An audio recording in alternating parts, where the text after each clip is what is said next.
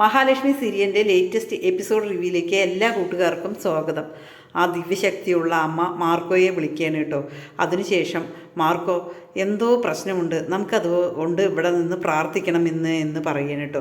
അത് കേൾക്കുമ്പോൾ മാർക്കോ പറയും, അതിനെന്താ, അന്ന് നമ്മൾ പ്രാർത്ഥിച്ചില്ലേ, അതേപോലെ നമുക്ക് പ്രാർത്ഥിക്കാം. പിന്നെ ഞാൻ വരുന്ന വഴിക്ക് ഒരു സർപ്പം, ആ സർപ്പത്തിനെ കണ്ടു, ഒരുപാട് ആൾക്കാർ കൂടി നിൽക്കണം, അപ്പം ഞാൻ നോക്കുമ്പോൾ ഒരു സർപ്പമാണ് എന്ന് പറയും. അത് കേൾക്കുമ്പോൾ ആ മുത്തശ്ശി, ആ അമ്മ പറയുകയാണ്, നമ്മുടെ ആർക്കോ ഒരു വിഷം തീണ്ടിയിട്ടുണ്ട്, അതാണത് കണ്ടത് എന്ന് പറയും. ആർക്കാണ് എന്ന് ചോദിക്കും. നമുക്ക് എന്തായാലും ഇവിടെ ഇരുന്ന് പ്രാർത്ഥിക്കാം എന്ന് പറയുകയാണ് കേട്ടോ. പിന്നീട് കണ്ണൻ പെട്ടെന്ന് തന്നെ താഴേക്ക് ഇറങ്ങി വരികയാണ്. ദുർഗ എന്താ മോനെ എന്ന് ചോദിക്കുമ്പോൾ ലേഖ വിളിച്ചിരുന്നു, മഹിയും കുഞ്ഞിന് എന്തോ സുഖമില്ല എന്ന് പറഞ്ഞു, നുരയും പതയും വരുന്നു എന്ന് പറഞ്ഞ് ഞാൻ എത്രയും പെട്ടെന്ന് ആശുപത്രിയിലേക്ക് പോവുകയാണ് എന്ന് പറഞ്ഞതിന് ശേഷം കണ്ണൻ പോവുകയാണ് കേട്ടോ.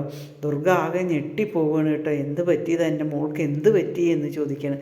അതേസമയം കരുണ അതിലേ വരും കേട്ടോ.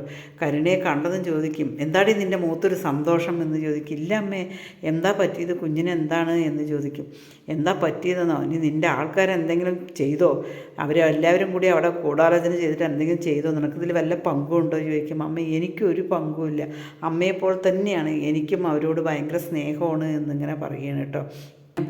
ദുർഗ പറയുന്നുണ്ട്, കുഞ്ഞിനെ ഞാൻ നല്ലപോലെ അന്നൊന്നും കണ്ടില്ല, പിന്നെ എന്തെങ്കിലും ആശുപത്രിയിലാണ് പറഞ്ഞ് എനിക്ക് പോയി കാണണം എന്നിങ്ങനെ പറയണം കേട്ടോ. അതേസമയം കരുണ മനസ്സിലിങ്ങനെ പറയണം, എൻ്റെ വയറ്റിലൊരു കുഞ്ഞ് കിടക്കുന്നുണ്ട്, അതിനെക്കുറിച്ച് യാതൊരു ചിന്തയില്ല അമ്മയ്ക്ക് എന്നിങ്ങനെ പറയണം കേട്ടോ. ഏതായാലും നിങ്ങളുടെ എല്ലാം കഴിഞ്ഞു പറയും. പെട്ടെന്ന് തന്നെ കരുണ പറയണം, എന്താണെന്നറിയില്ല, എനിക്കൊരു വയറുവേദനയാണ് എന്ന് പറയും. ആ വയറുവേദനയൊക്കെ ഈ സമയത്ത് ഉണ്ടാകും എന്ന് പറയണം കേട്ടോ. നിനക്ക് സുഖമില്ലെന്നുണ്ടെങ്കിൽ വയറുവേദനയാണെങ്കിൽ ആശുപത്രിയിൽ പോയി കാണിക്കുക എന്ന് പറയണം കേട്ടോ. അത് വേണ്ട അമ്മേ എന്ന് പറയണം കേട്ടോ. പിന്നീട് ദുർഗ ഇങ്ങനെ പറയുകയാണ് കേട്ടോ, എൻ്റെ കുഞ്ഞിന് എന്തെങ്കിലും പറ്റിയോ എന്തോ, എന്ത് പറ്റിയതാണോ എന്ന് എനിക്കൊന്നും അറിയില്ല എന്ന് പറഞ്ഞിട്ട് ദുർഗ ഇങ്ങനെ പരിതാപം. പിന്നീട് പ്രതാപം വന്നിട്ട് ഭയങ്കര ചിരിയായിരിക്കും കേട്ടോ ഉണ്ണിയുടെ അടുത്ത്. എന്തിനാണ് നിങ്ങൾ ചിരിക്കണത് എന്ന് ചോദിക്കുക. എടാ നിൻ്റെ ഏട്ട ആശുപത്രിയിലേക്ക് പോയി എന്നിങ്ങനെ പറയണം കേട്ടോ. അതിനെന്താണ്, ആശുപത്രിയിൽ പോയിട്ടല്ലേ ഉള്ളൂ, അപ്പോഴേക്കും നിങ്ങളെന്താ ചിരിക്കണമെന്ന് ചോദിക്കും.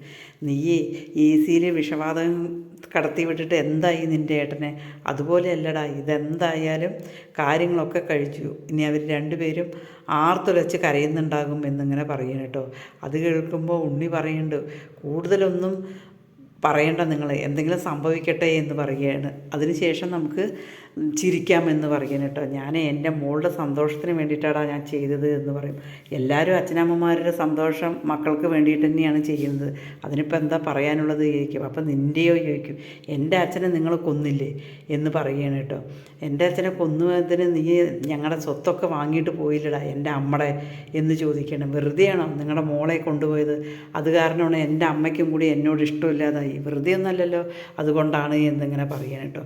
പിന്നീട് ഒരുപാട് സന്തോഷിക്കേണ്ട, എന്തെങ്കിലും സംഭവിക്കട്ടെ, അതിനുശേഷം നമുക്ക് ആഹ്ലാദിച്ചാൽ മതി എന്ന് പറയുകയാണ് കേട്ടോ.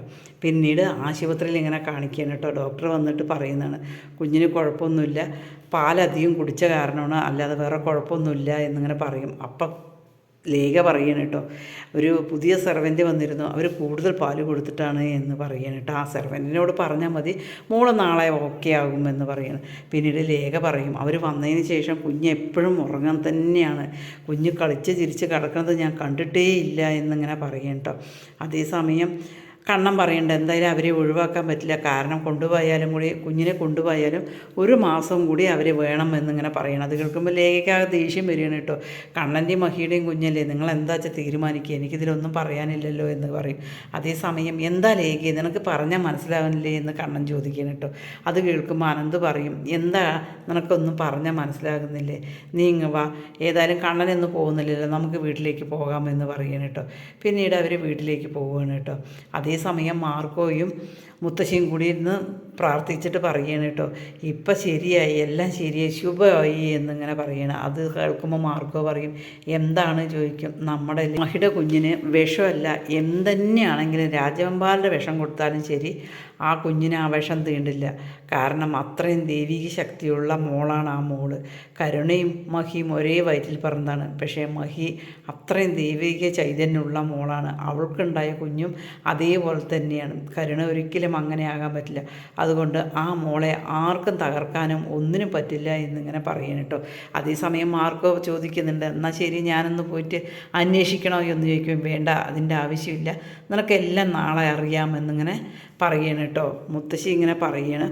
പിന്നീട് അനന്തവും ലേഖയും കൂടി വന്ന് വിഷമത്തോട് കൂടിയിട്ടിരിക്കണം കേട്ടോ. ലേഖ അനന്ത് വന്നിട്ട് പറയും, എന്താ ലേഖ നീ ഇങ്ങനെ എന്ന് ചോദിക്കുമ്പോൾ, എൻ്റെയും മഹിയുടെയും നടുക്കാണ് ആ മോള് കിടന്നുറങ്ങുക എന്ന് പറയണ്. ആ സമയത്ത് അനന്ത് ചോദിക്കേണ്ട, ഓഹോ കണ്ണം വന്നത് നിനക്ക് പറ്റിയില്ല ലേഖ, അങ്ങനെയല്ല എൻ്റെ നടുക്കായിരുന്നതാ കിടന്നിരുന്നതാണ്, അവളില്ലാതെ എനിക്ക് എന്തോ പോലൊരു മിസ്സിങ് ആണ് എന്ന് പറയണം കേട്ടോ. എനിക്ക് നിൻ്റെ കാര്യം ആലോചിക്കുമ്പോൾ പേടിയാണ്. നമുക്കന്ന് ഒരു കുഞ്ഞിനെ എടുത്ത് വളർത്താമെന്ന് നിന്നോട് ഞാൻ പല പ്രാവശ്യം പറഞ്ഞതല്ലേ എന്ന് ചോദിക്കും. അയ്യോ ഇനി നമുക്ക് ആ ഒരു കുഞ്ഞിനെ എടുത്ത് വളർത്തവും ഒന്നും വേണ്ട, നീലാംബരി മോള് മാത്രം മതി. ആ മോളെ എനിക്ക് അത്രയ്ക്ക് ജീവന, ഞാൻ പ്രസവിച്ചിട്ടില്ല എന്നേ ഉള്ളൂ, എൻ്റെ മോള് തന്നെയാണ് അവൾ എന്ന് പറയണം. പിന്നെ അനന്തുവേട്ട ഒരു കാര്യം ചെയ്താൽ മതി, നമുക്ക് എല്ലാവർക്കും കൂടി താമസിക്കാൻ വേണ്ടിയിട്ട് ഒരു വീട് എടുത്തിട്ട് ഇരിക്കണം, അതിന് നമ്മൾ തന്നെ മുൻകൈ എടുക്കണം, എങ്കിൽ മാത്രമേ നമുക്കിതിന് ഒരു പോംവഴി ഉണ്ടാവുകയുള്ളൂ എന്ന് പറയാനായിട്ട്. അങ്ങനെ ലേഖ ഭയങ്കര വിഷമത്തോട് കൂടിയിട്ടാണ് ഇരിക്കുന്നത്. ലേഖയ്ക്ക് എന്ത് ചെയ്യണമെന്നറിയില്ല, കുഞ്ഞിനെ പിരിഞ്ഞിരിക്കാൻ വയ്യാത്ത വിധം ലേഖ അങ്ങനെ ആയിപ്പോയി. നീലാംബരി മോളുമായിട്ട് ലേഖ അത്ര അടുപ്പമായി പോയി കേട്ടോ. ഈ ചാനലൊന്ന് ലൈക്ക് ചെയ്ത് ഹൈപ്പ് ചെയ്ത് സപ്പോർട്ട് ചെയ്യണേ.